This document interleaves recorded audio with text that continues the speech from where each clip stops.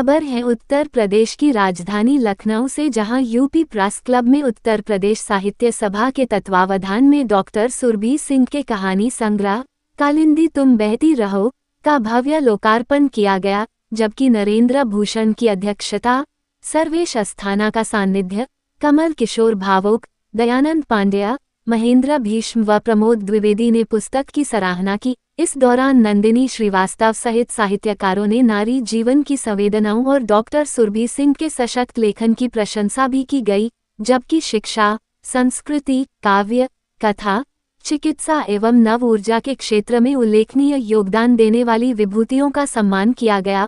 वहीं लखनऊ के UP press club में आयोजित कार्यक्रम का शुभारंभ उत्तर प्रदेश साहित्य सभा के तत्वावधान में डॉक्टर सुरभि सिंह के कहानी संग्रह कालिंदी तुम बहती रहो का मां सरस्वती पूजन एवं दीप प्रज्वलन से किया गया, जबकि योगेश शुक्ला ने इसका संचालन किया और साथ ही साथ इस मौके पर संयोजक प्रतिभा श्रीवास्तव भी उपस्थित रहीं। किन रचनाओं का इस पुस्तक में उल्लेख किया गया है, क्या कहेंगे? सर, ये मेरा कहानी संग्रह है और इसमें इसका नाम है कालिंदी बहती रहो। इसमें 14 कहानियां हैं, 14 संस्करण है, 11 कहानियां हैं और ये सभी कहानियां न केवल बाल मनोविज्ञान से संबंधित हैं बल्कि नारी मनोविज्ञान से भी संबंधित हैं। इसकी कहानी है टावर 5, जो बच्चों में बढ़ते हुए अकेलेपन और विभिन्न प्रकार की मनोवैज्ञानिक समस्याओं को दर्शाती हैं। और बड़ी ही समसामयिक कहानी है उड़ने दो अब, जो पुरुषों की सामंतवादी सोच पर कुठाराघात करती है। उसमें 2 पुरुषों को दिखाया गया, एक वो जो उड़ान भरने दे रहा है और एक जो उड़ान रोक रहा है। तो इस माध्यम से पूर्वाग्रह से भी रहित है ये कि सब पुरुष ऐसे ही होते, ये भी नहीं बताया गया है।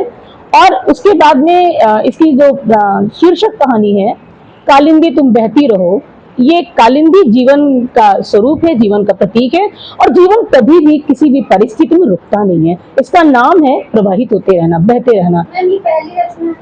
ये मेरी 18वीं कृति है। यस।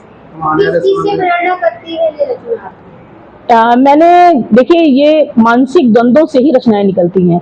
जब हम बहुत अकेले हो जाते हैं तो हमारे पास अभिव्यक्ति का जब कोई माध्यम नहीं रहता है तो हम लिखते हैं और लिख करके अपनी बात दूसरों तक पहुंचाते हैं। मेरी 4 किताबें व्याकरण की हैं, बाकी मेरी सभी किताबें साहित्यिक हैं। तो ये मेरे हृदय के करीब जुड़ी हुई पुस्तक है। इसी कहानियां संस्मरणों में भी मैंने वो संस्मरण चुने हैं जिनसे कि लोगों का कुछ फायदा हो, लाभ हो। बिल्कुल बिल्कुल जी। इस पुस्तक में भी किस क्षेत्र में आप कविता लिखना चाहिए? बिल्कुल सही है आपने कहा, क्योंकि मैं कविताएं भी लिखती हूँ। कविताएं समसामयिक होनी चाहिए, श्रृंगार से थोड़ा सा हटना चाहिए हमें। और दूसरी बात है कि पूर्वाग्रह जो स्त्री पुरुष भेद वाली बहुत ज्यादा चल रही है वो भी सही नहीं है, क्योंकि इस समय देखा जाए तो सभी की मानसिक प्रवृत्तियां विकृत हो चुकी हैं, चाहे स्त्री हो चाहे पुरुष हो। तो ऐसी होनी चाहिए जो बराबरी को महत्व दें और दूसरी बात है कि पूर्वाग्रह से रहित हों और स्त्रियों में थोड़ी सी उड़ान भरें। पुस्तक पढ़ना चाहते हैं और जो पुस्तक प्रेमी उनको क्या संदेश देंगे आज के दिन? उनको मैं ये संदेश देना चाहती हूँ कि इस पुस्तक को जरूर पढ़ें, जरूर इसलिए पढ़ें, इस पुस्तक को जरूर इसलिए पढ़ें क्योंकि कालिंदी जीवन का प्रतीक है, कालिंदी बहते रहने का प्रतीक है और इसमें संकलित कहानियां जैसी गुलमोहर अपने अपने, आप जब पढ़ेंगे इस कहानी को आप भावुक हो जाएंगे, क्योंकि ये घरों की नानी और दादी की बात कहती है। इसकी एक कहानी है ताई जी, जो किन्नर विमर्श को उठाती है।